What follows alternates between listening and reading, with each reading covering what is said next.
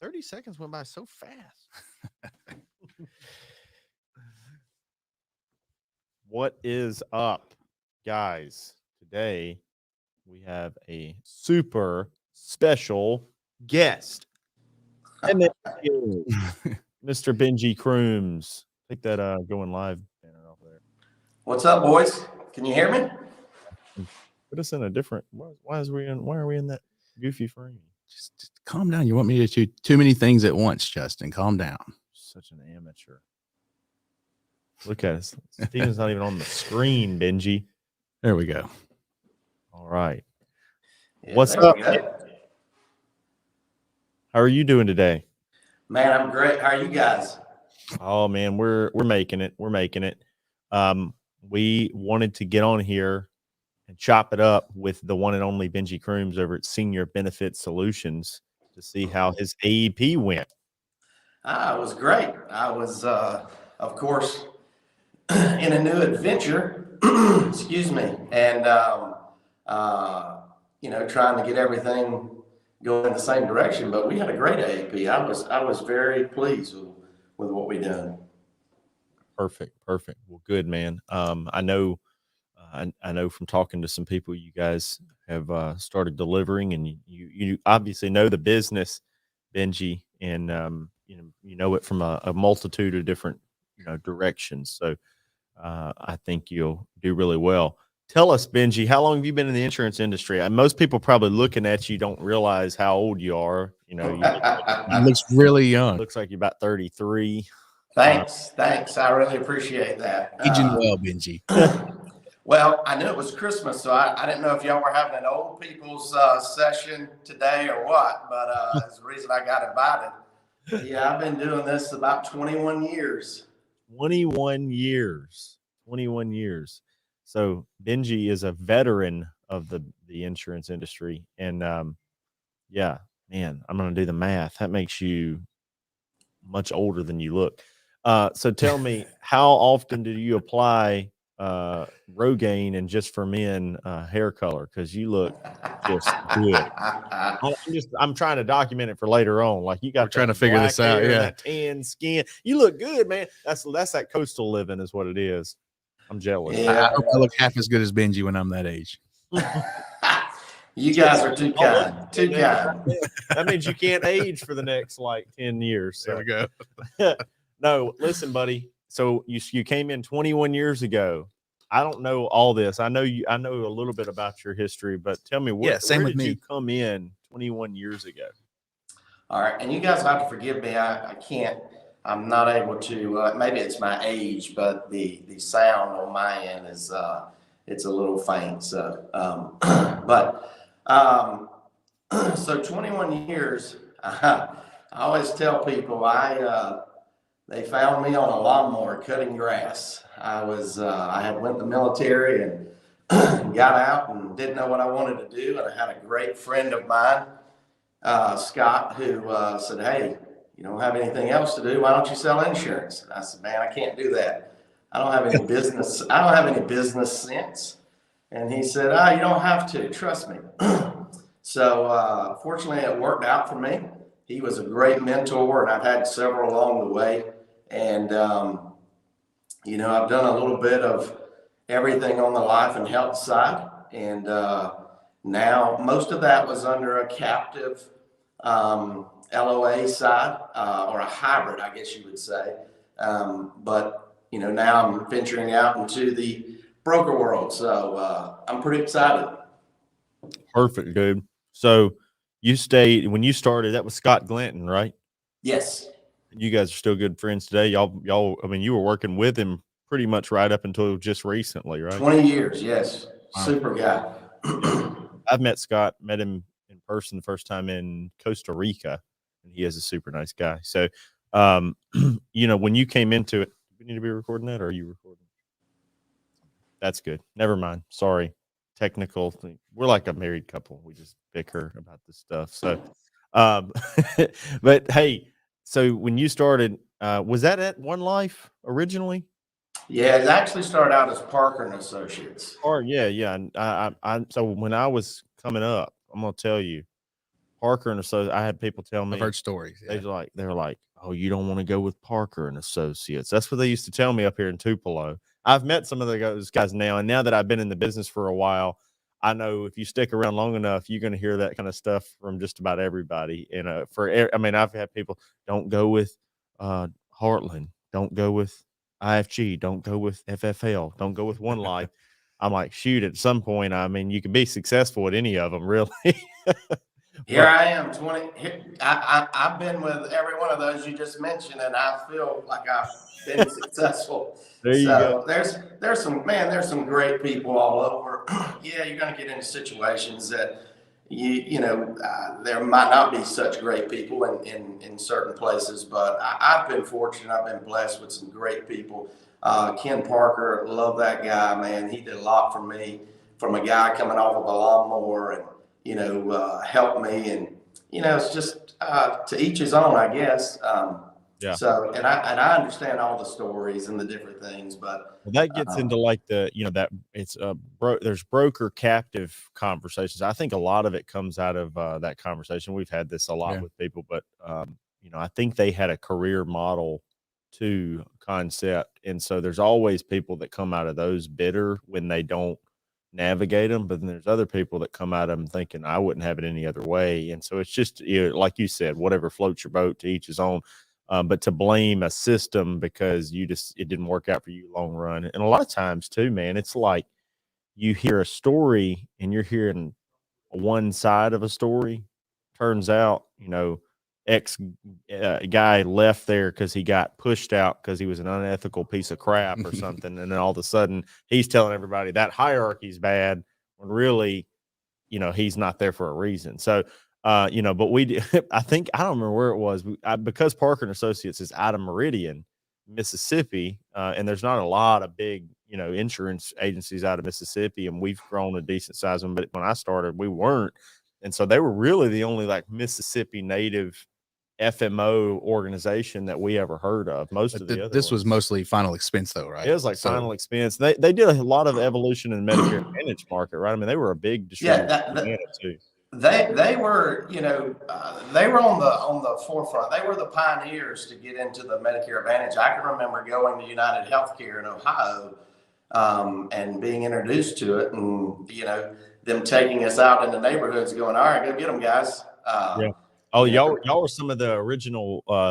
Y'all were some of the ones that helped get compliance where it is now, right? well, I don't know if y'all is the correct word, but that generation, that was it was pretty much everybody back then, because you could tombstone riders. We had my dad was a decent med sup agent back then, and Medicare Advantage first came out, and he wrote some. I can't remember the name of some of the early plans here, but when he would say, he's telling us these GD agents are knocking on my clients' doors, telling them they can get their same med sup for free. So that's right.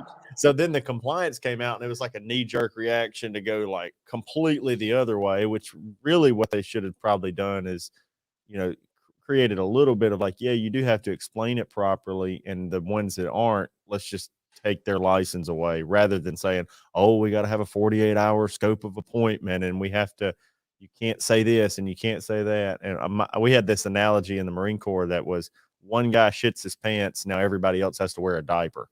Right. And that's kind of what made it bad for all of us now. And 18 years later, here we are still going through some of the same stuff.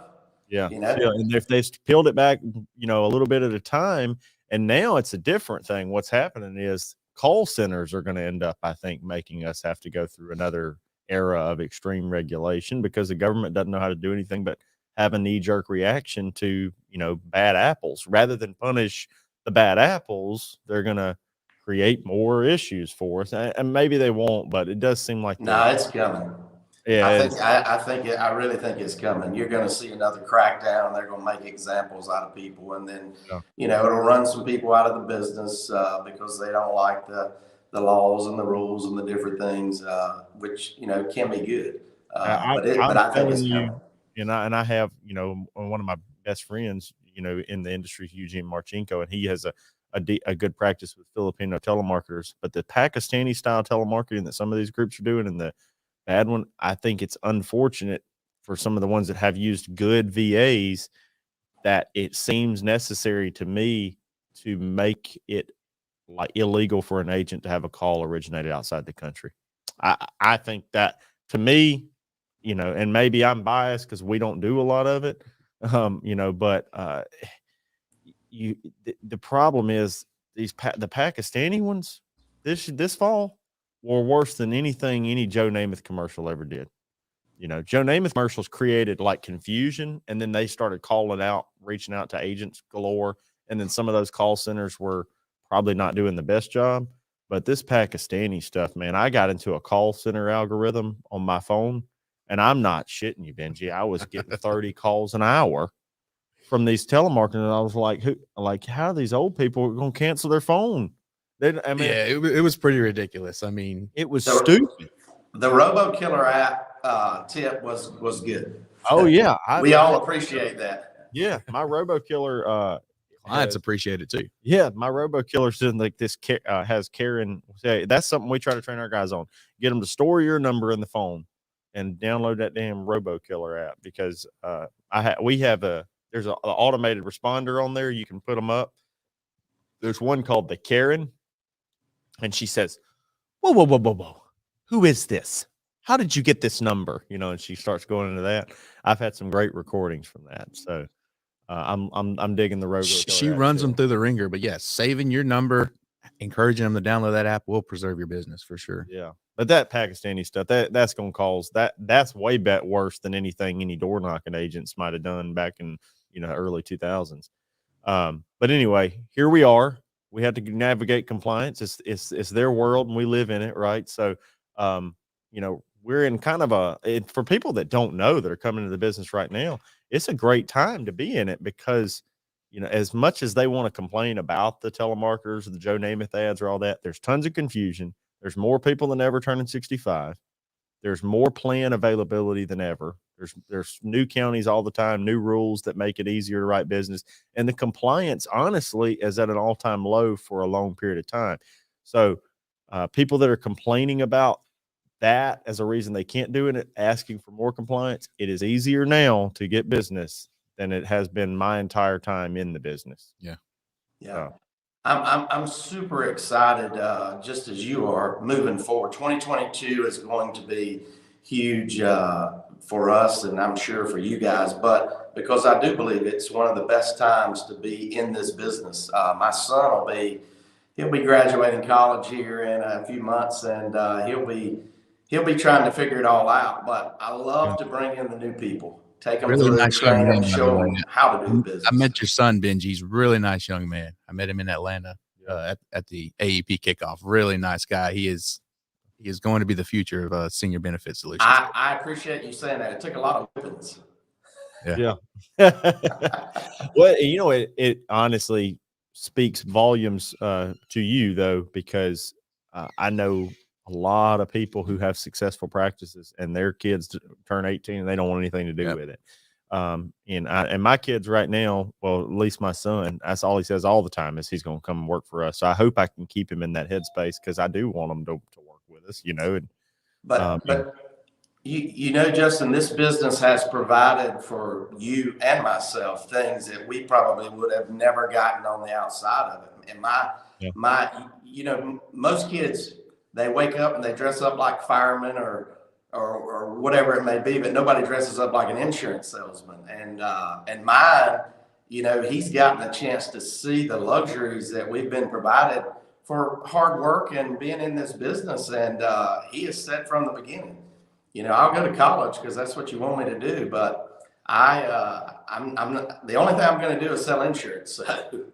Yeah, I'll tell you what, man. Speaking of, my son, Brad Hannon has a shirt that he gives away. It says "Insurance Sucks" across it, and I took one home and I wore it home from a trip. I got home, and I'll tell you what, my son was the biggest defender of insurance. He's like, "Insurance sucks, but Dad, that's what you do. Insurance is good. It helps people." That's what he's like, and how many kids are there out there that are 11 years old that are like, insurance is amazing. What are you talking about? Look at the life we have. It's like, hey, this isn't caution green. This is an attention grabber. Yeah, Okay. that's what I told him. I was like, hey, no, but it does suck. We make it better. That's the point. I had to explain that to him. But no, so somebody here is asking you and asking us, what is your biggest struggle when you're hiring someone, and where do you look for new hires? This is a great question. I get it all the time. But I'm going to ask you, Benji, as you guys are looking for people and as you've been involved in bigger organizations that are looking for people, do you think there's one practice that works better than another, or is it just kind of like looking everywhere, always be looking and always be hiring and recruiting? I love your saying, Justin. A little bit of it all works. Yeah. A little bit of it all works. You just using Indeed, just using those type social media platforms. All of it works a little bit. I tell you what has really worked for us is just local market, telling people, believing in what you do, telling your story. I was at a dinner last night. I had two people come up to me and go, I know you're hiring. Would you interview me? And I'm sure. So, you get your name out, and fortunately I've been with you guys now a little bit, and our name is getting out there, and people are finding out that we're in town now. And I've had several people call me, but I throughout the years, one of the things that I've done is if I go eat lunch, I do it strategically. I'm going somewhere that I can look for a waiter or waitress or a manager, whatever it may be, that I can find, and I sit and I watch, and my kids, it's so funny over the years now, when we go to dinner, our waitress will come and take the drink order, and the never fails. One of my three kids are going to say, Daddy, could he or she do it? Do you think they would qualify? And we go through go through all the details of why they would or why they wouldn't, and we leave a card or what. I mean, there's so many ways that you can recruit. Being with Scott over the years, I'll say this, probably one of the best recruiters that I've ever been around, taught me a lot. But there was not many places that we traveled that we were not talking to somebody. But that's what I tell our people. Some people call it recruiting, but it's not recruiting. If you love what you do, you should be telling your story wherever you go. If you love what you do, tell your story. People are attracted to that type of stuff. So, yes, we've done Indeed. We've done Monster. We've done a little bit of all of that. I do, Facebook marketing. I do recruiting. I do local recruiting. So, yes, a little bit of it all works, I think. Yeah, no, definitely. Everything works a little, nothing works a lot.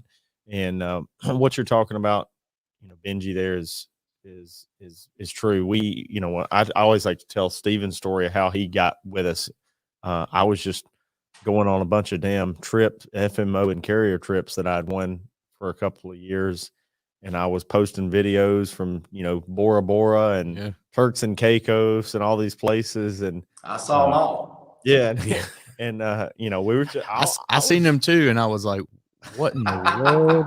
Like, you're from Tupelo, Mississippi. And so like I had moved from Tupelo because I wanted big things. And I'm like, I'm never going to get that here in small town, Mississippi. So I need to go somewhere where there's more opportunity. Well, then, my wife and I realized we wanted to be here. So we moved back. But when I moved back, I was looking for new opportunity and where the successful careers were. And I'm seeing this guy fly over the world. He's younger than I am. I'm like, what is going on here? What do you do? And so, yes. But that brings up a good point though, Stephen, when you say Tupelo, Mississippi, because if you came to Metter, Georgia, it would be, where is Metter? No one knows where Metter's at. But you'll find with me, I'm a very, very simple person. And that question earlier, you find that so many people think that they're going to recruit 10 people overnight. This is a long game. And what I tell people is go look for some friends. Don't go look for agents. Go look for some friends. That's what you want. It doesn't take 100 agents to build an agency. Go find some friends. the people that I work with are some of the closest people. I saw your video the other night on the way to your ugly sweater Christmas party, talking about a group of people, and that hit home with me, because that's the way our group is here. But so many people think they got to have 50 agents this year. Now, if you're on a level like you or Tyler Reese and that crew, yeah, but on a smaller level, you most of the time you're not going to get 10 agents overnight. Most of the time you're not going to get 10 agents in a year that stick and write business. So I think being simple and just looking for one at the time that you can be friends with, I think that's the way you do it. Yeah. And I think, we don't want to recruit. I don't want 100 agents in Tupelo anyway. We want agents around the country now in volume, but here I'm very selective. So some people, like I remember one guy said, if you wanted me here, he said something like, I'd be willing to go into one of your, I'd be willing to go into one of your LOA seats in that office. I'd be willing to do that. Somebody, and I was like, willing? That's my most coveted seats. Like I'm very picky in who actually goes in there. Like that's not somebody that's like, oh, great, another one willing to. What do you mean? You walk in there. We found somebody willing to Yeah, come in. I mean, you walk in there and you pretty much could be one of the worst agents out there, but if you meet the mold of what I want you to be, presentable, nice, trustworthy, somebody can be a team player, shows up and is willing to work it like a job. It's very difficult for you not to make six figures in your first year, with no cost. And so that's not so in my local market, I'm always looking for a very select group of people. Nationally, it's more of an opportunity driven. I'm looking for people that want to break the mold, and it's hard to know which one of them are going to be successful. I mean, there's been some people that I thought would be successful, just turned out they just didn't have it. They didn't have the work ethic, or they weren't self-driven.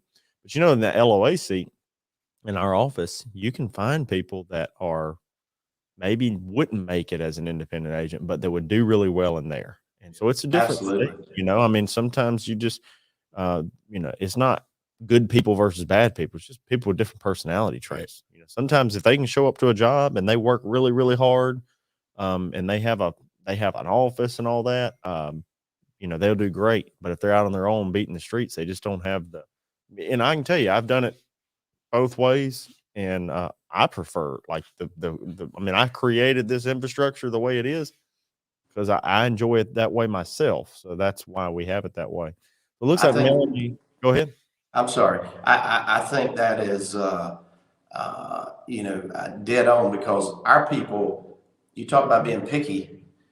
It's almost a fight to get in on our inside team. I'm kind of modeling it after your group, of course, but you're going to go through 3 interviews to get a job here, because it's so easy to bring on one person that would destroy the whole group if you're not careful, especially on the inside. The outside is a different monster, so you're right. Yeah. Now, Melanie said we had got a lot of good points on whether insurance agents should go to college. Do you think we just did a YouTube video on this, but my thoughts on college are I'm not a complete college naysayer. For me, college, is ideally for 18 to 22-year-olds, right? And there's okay. First of all, you have to preface everything. There's a rule and an exception.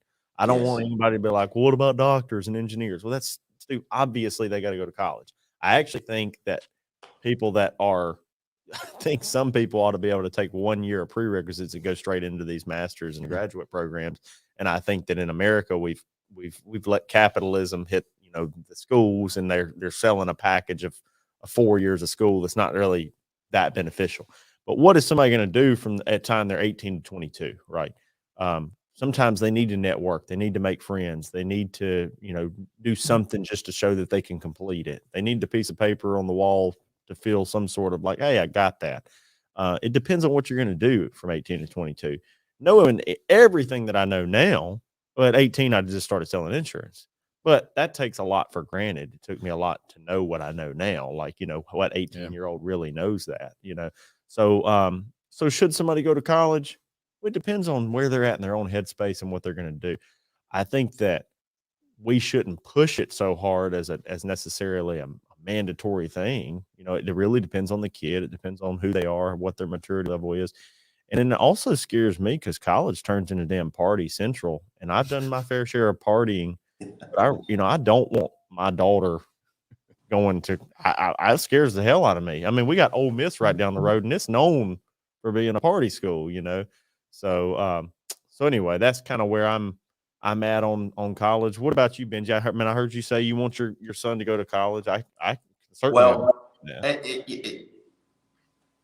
it was a different situation with my son. He was a baseball player. He had a scholarship to play baseball.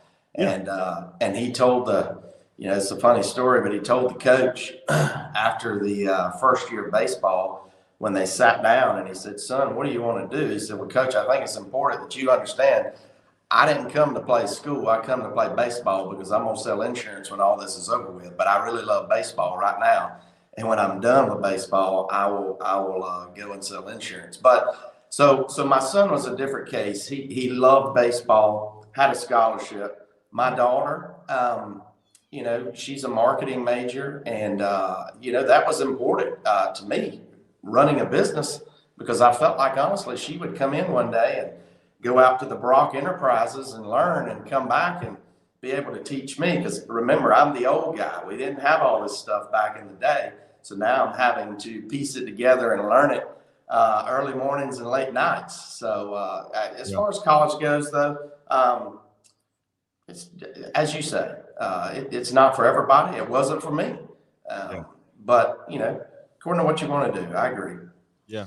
I hope my son has the exact same mindset. I love baseball, and I hope he's a baseball player so bad. I hope he does this exact same thing. Like, yeah, I'll take the opportunity, have fun while I'm at it, but I know that I'm going to sell insurance afterwards. That's the greatest mindset ever. I love it. Yeah. No, well, that makes sense. So I read a statistic. I wish I could find this it's an older video, but years ago, it talked about if you were going in for computer programming or marketing or something like that into college, that the information you learn your freshman year related to that topic is outdated by your junior year, because the information evolves so rapidly that, you can kind of learn. I mean, I think you could ask Jeff this, he has a degree in that, and I think the things that he's using now. And then there's also this issue that I have with it, that the people that are teaching college, like, let's imagine you went to law school, and maybe it's a bad example, I don't know, but like you would think that the guy that's teaching you law doesn't really know how to run a huge law firm, right? Like, if you're going into law, let's say you're going to law to be, I think there's two reasons people are going to law, right? They're going to be a politician one day, or to start a gigantic law firm and be really, really wealthy. Maybe there's an anomaly of like a few people that are like humanitarians or whatever, but most people are like, they want to get rich or they want to be, powerful in politics. That's two reasons, right? Well, the guy that's teaching law at University of Alabama, he didn't know how to do either one of those, because he ain't doing it, right? So it's like, I guess I got to learn what I got to learn to get where I'm going. But like even in graphic design or any of those things, like if you're really good at it, you feel like you'd have a job doing it rather than teaching it. And that's again the rule and the exception. There's some people that are very passionate about teaching, and that's what they want to do. And I wish there were more of those people, because I think we have a real problem in education where, we don't have people that are passionate about teaching anymore. Right. This is interesting, and I am completely unrelated to all what we're talking about. But I used to, when I was out on the road, I was, a highway warrior running down leads. I'd listen to podcasts like crazy. And there's this one really good podcast called Freakonomics, and they break down like the economic data around all kinds of topics. And one of them was talking about why the education system's gone bad. And so they actually equated it, and they used data and everything. They equated it to, as women's rights got better and better, that the education system went down, like they got worse, right? And they said because the early jobs of, and they were not advocating for less women's rights, but what they were saying was, back in the day, all women kind of became became teachers or nurses. Like that was kind of these couple of paths they had. And so you had like your cream of the crop women, you know, that are now probably like surgeons and executives and all these different things. They were teachers, right? And that was the path. So they had like these awesome women doing that. And then as time went on, that they said was those women went on to do better things as it became more acceptable through like the evolution of women's rights. And so now it sounds terrible when I'm saying it, but what they're saying is we end up getting stuck with kind of like, you know, the run of the mill or the bottom of the barrel becoming teachers because it's less coveted because they don't make as much money. Right. Occasionally you probably get one that doesn't care about the money that's doing it and is really, really good. And we've seen that. Our kids have had some great teachers, but that's kind of like an industry thing that's happened to education is like it's become where people end up, not where people aspire to be. So anyway, that's that. And that kind of goes along with my feeling on education as a whole is like, I don't think it's particularly useful unless it's better that you spent your time there than where you were going to spend it. If you're going to go work at a factory from 18 to 24, then go to college. Yeah, go to college. You know, instead. But if you're going to get a job working for Benji in his office, or working with us, or working for some insurance company, or working for pretty much any corporation and really learning the ins and outs of an industry, 4 years of learning an industry is much more valuable, in my opinion. You know, now I'm not talking about being a lineman in a factory. You know, that's I would never tell somebody to go learn that, and that you ain't learning the industry. You're learning how to put cheese on a piece of bread. But if you're instead of going into debt, $100,000, that's what I was going to say. $50,000. You spend that same amount of time, 3 to 4 years, you know, or 6, 8 years. Some people are spending in school to get that, you know, degree that they're going after. If you spend that same amount of time, instead of coming out in debt, you'd be probably plus that much, right? Like, so one of our good friends, Chris Burks, is in Jackson, Mississippi. He's a kick-ass MedSup agent. He's never really written a lot of Medicare Advantage, focused on MedSup, drug plans, and dental. You know, but he's got this great practice he's been building for a long time. We've been friends with him for a long time. And he worked his way through his MBA program selling insurance. Somebody got him in to selling MedSups. And he was just running leads, going rewriting MedSups back in the Philadelphia American gold rush of MedSup. You know, they were taking everything. Commissions were lower, but he was just out doing that at night, working on his degree, got his MBA, everything. Then he just kept selling MedSups because it was going so well. So the MBA is just kind of like a piece of paper above the toilet now, you know.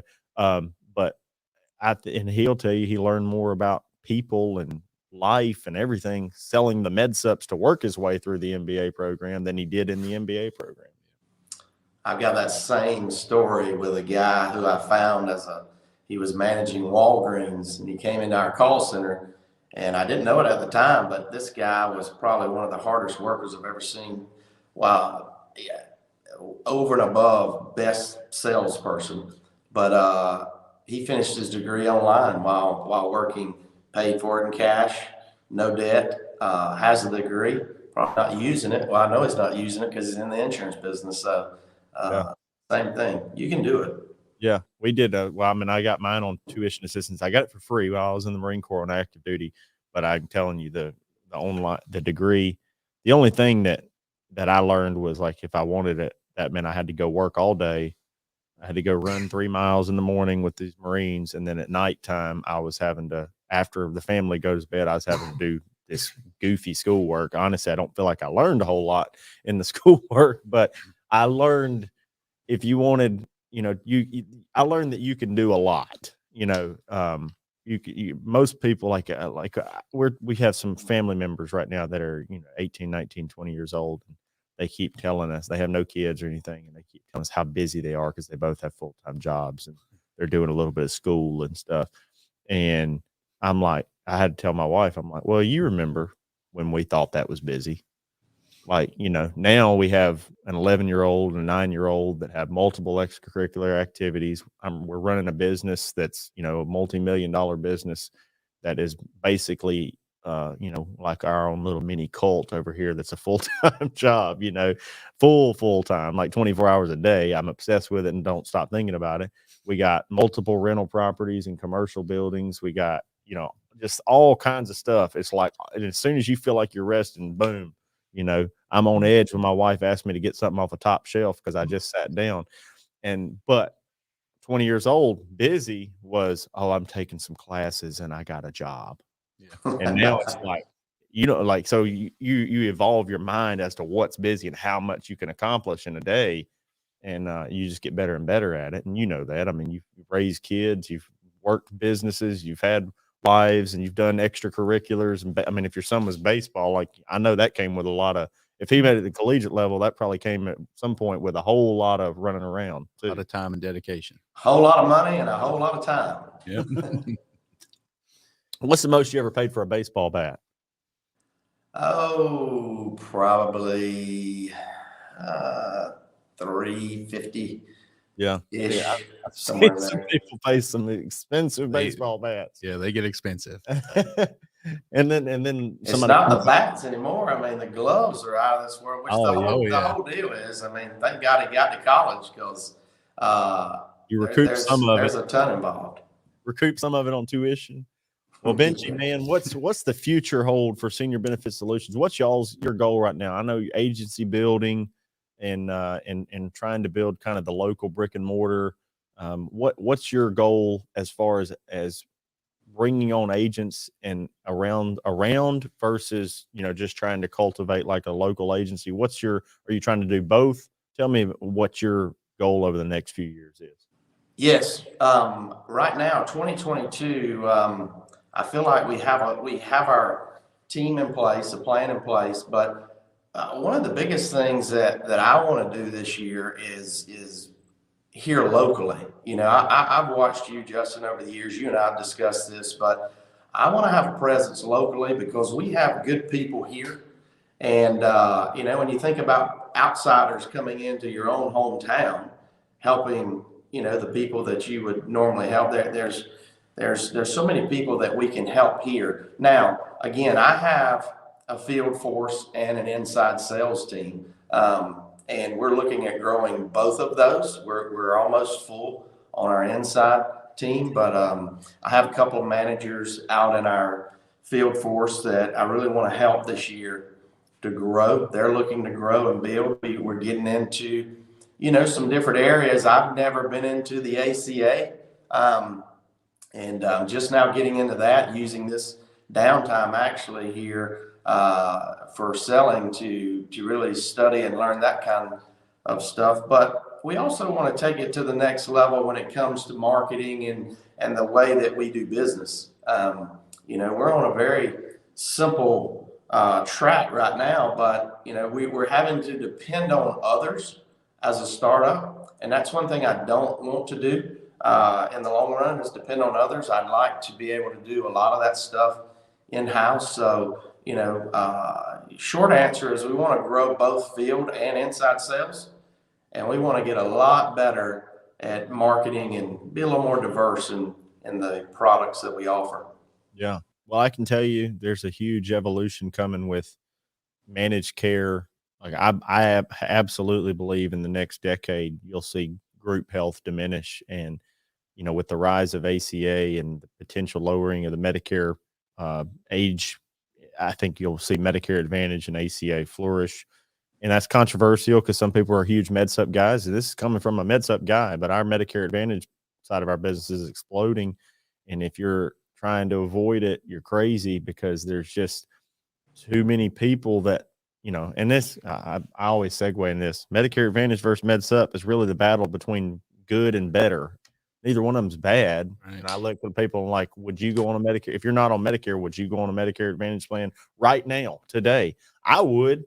Yep. I'd be on it in a heartbeat if they let me be on one. Well, Benji alluded to this earlier too. I mean, it is absolutely the best time to be in the industry or get into the industry if you're not already in it, because over the next 10 years, like I said, there's just so much opportunity that if you get in, you won't regret it at all. And it's not just the aging. People always think, oh, there's like, if you look at the plateau is like now moved to, I think, like 2032 as far as like when it'll plateau off to how many times, but that'll be plateauing at a level higher than now of how many people are aging in.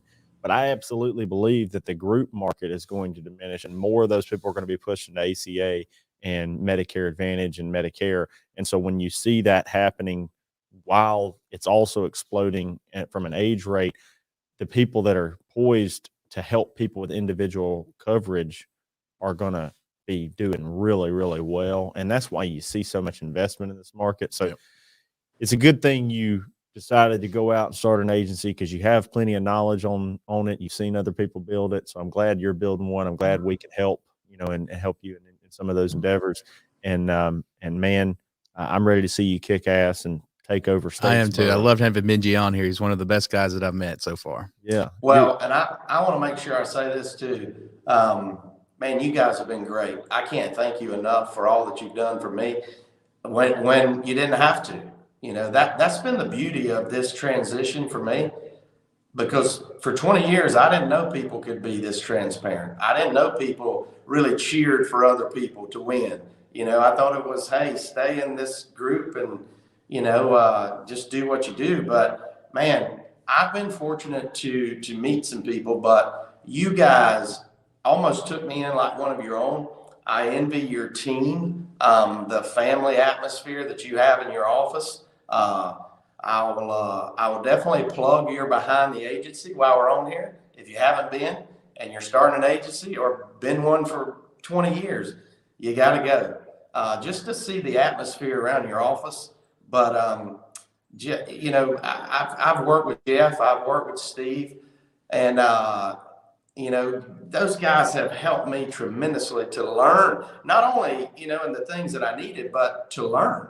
At 47, I'm still learning, and I can learn a lot from you guys. But I wanted to make sure that I express that today and make sure you guys understand how appreciative I am of you and your team and all that you guys have done for me. So thank you guys very, very much. Well, thank you, buddy. We really appreciate that. And yeah, we just, our mindset's been different. When I came in, my dad said, "Don't tell anybody what you're doing.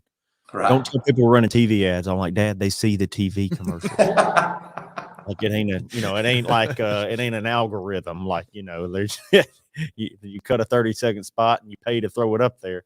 But we just haven't been that way. Yeah, I say kudos to the Russell Brunsons and the Gary V's of the world that we're always preaching thank you economy and put positive stuff out there in the atmosphere and help people to any avail, and we'll prosper. And so far that's been very, very true. I mean, there's been some people that have tried to take advantage of that, but it has paled in comparison to the prosperity we've had and the relationships we've built. Most people are good, and most of our relationships are very, very important to us, and we really enjoy them. So yeah, we appreciate you being one of them, buddy, and we appreciate you being on here. And if people wanted to reach out to you and potentially join your in-house team or your agency, or work with somebody that we endorse as being one of the good guys out there, one of the really good guys, how would you want them to get in touch with you?